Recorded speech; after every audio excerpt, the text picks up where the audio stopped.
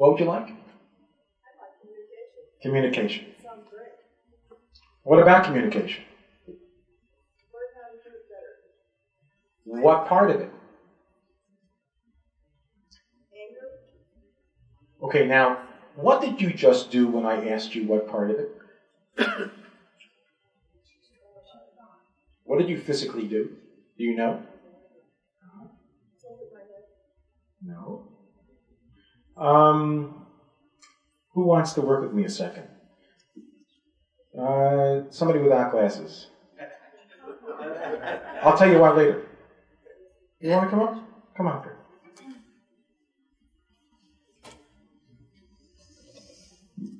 Good, you took a deep breath. What's your name? Nanda. How do you know? Someone told me that's Oh, good, good. Hi, okay. I'm going to stand like this so you could watch Nanda, okay? Where do you live? in Oregon. What kind of... Do me a favor, turn on just for 1 second so I can tell them what to look at.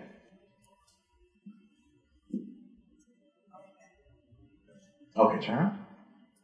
You live where? In Oregon. Do you drive a car? Yes. Is it a stick shift or an automatic? Automatic. Do you have a radio in your car or a CD player? Both. Both. Do you? I'm gonna stand over here. Oh, let me. Can you? Oh, just move back a little bit. This way I don't have to fall and break my back. Okay, good. What's the last song you heard on the radio? Rolling on the River. Mm-hmm. And when you turn your key when you go home, do you turn to the right or to the left? I turn to the front of the engine. When you go home. When I go home. And you put your key in the door. Oh, in the door. Listen, don't make fun. Some people live in their cars. You're in the car. You had me in the car. She's absolutely right. She was in the car going home. Okay. She has a beautiful motorhome.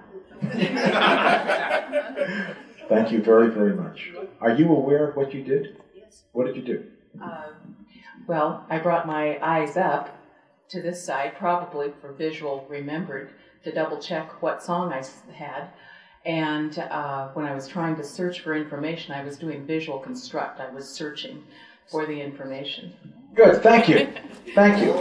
But you know something? She's wrong. She's partly right, partly wrong. Do you know why? Everybody knows if they listened. Let's see. Part of good relationships is being a good listener, right? That's part of communication, Robin. What did she say about how... Let's see if you really heard. What did she say about how she remembered what song she heard? Huh? She lifted her eyes up and looked. Can you look for what song you heard last? Not really. Visual remembers what I said. Do you visualize the song, or the only thing you could visualize is the label on the CD if you're looking at it? You can't visualize a song, can you? Unless you did the notation on a piece of music. What do? You listen. Who said it? You listen. And therefore, you're not going into visual memory, you're going into auditory memory, and your eyes go to the side, not up. No, I remembered myself sitting in the car listening to that music. I didn't hear the music first, I saw myself moving to the music. Okay, now this is exactly correct. And this is called bridging. Because you are a primarily visual person, is that correct? Okay. You do graphic arts of any kind or anything like that? Are you a musician? I'm a facilitator of seminars. Oh, are you a musician? Yeah. Okay. Now, if she was a musician, her primary system of processing would be auditory.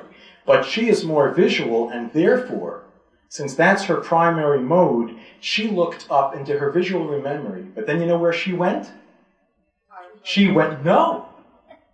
And this is the thing. You see, if you want to relate really well, you have to really notice what's going on. That's why she's a facilitator, and she wants to see what I'm going to do. So she's sitting in the front row to see everything she can and take away whatever she can. Right? Right. Good. I hope you get a lot. Do you know where you went after the visual? Probably kinesthetic. That's right. What'd you do? She went like this. She said, I saw myself in the car, listening to the music, snapping her fingers. She went from visual to kinesthetic. And then she had the auditory memory. Because you couldn't get the song except auditorily.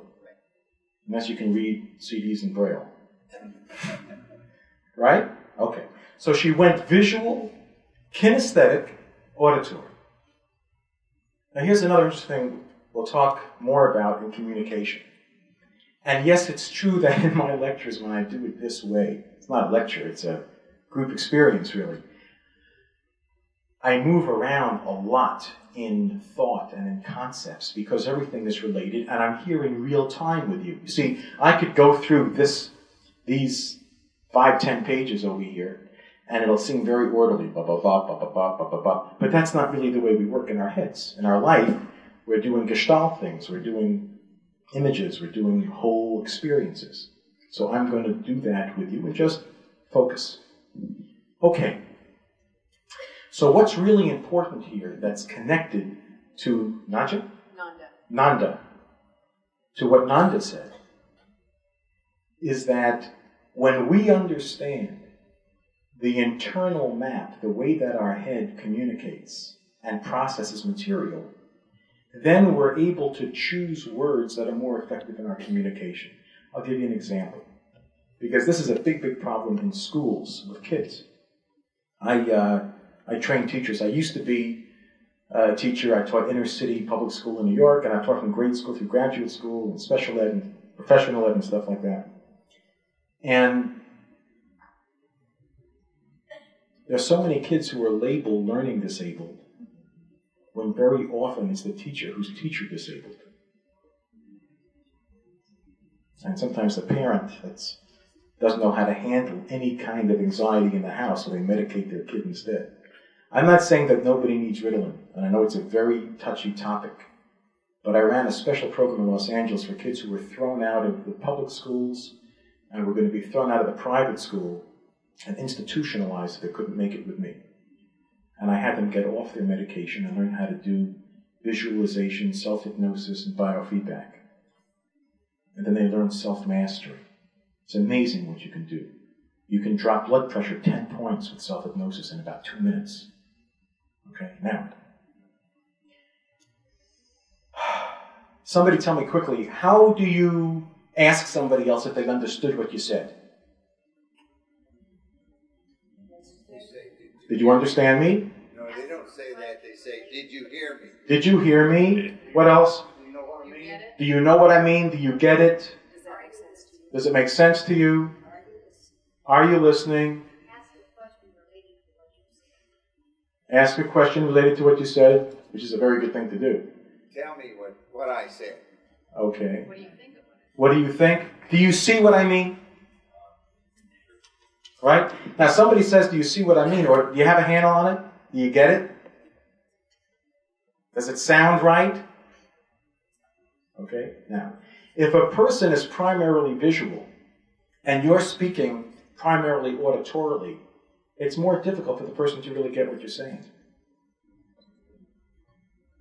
And so therefore, if you have a teacher who's only speaking in one mode, and most of the class is in the other mode, you have less effectiveness of communication. Right? Makes sense? Okay, now, somebody, the first person said, I think it was you, says, do you understand me? Who said that? You said, do you understand me? Now, do you understand me is a great way of putting it because it's very general. It's not visual, auditory, kinesthetic. So it opens the other person to hear it in whatever way that person hears. You just did.